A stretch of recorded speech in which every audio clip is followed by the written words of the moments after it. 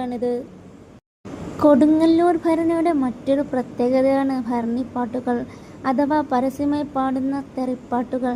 ദൂരദേശങ്ങളിൽ നിന്ന് വരുന്ന ഭക്തർ ദേവിയെ പ്രകീർത്തിച്ചും ഒപ്പം കടുത്ത ഭാഷയിലുള്ള പാട്ടുകൾ പാടിയുമാണ് ക്ഷേത്രത്തിലേക്ക് വരുന്നത്. ഇതിന് പിന്നിൽ വലിയൊരു മനഃശാസ്ത്രമുണ്ട്.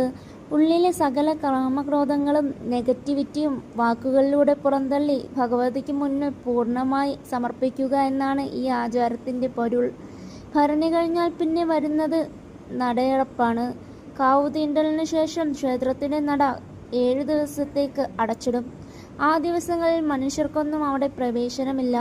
കാടുകളിൽ നിന്നും പ്രകൃതി ശക്തികളും വന്യദേവതകളും വന്ന് ക്ഷേത്രത്തിലെ അശുദ്ധി മാറ്റി പൂജകൾ ചെയ്യുമെന്നാണ് ഇവിടുത്തെ മറ്റൊരു നിഗൂഢമായ വിശ്വാസം.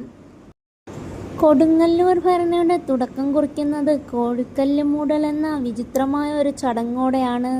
പണ്ട് കാലത്ത് ഇവിടെ നടന്നിരുന്ന മൃഗബലിയുടെ പ്രതീകമായി ഇന്ന് ക്ഷേത്രത്തിനു മുന്നിലെ കോഴിക്കല്ലിൽ ചുവന്ന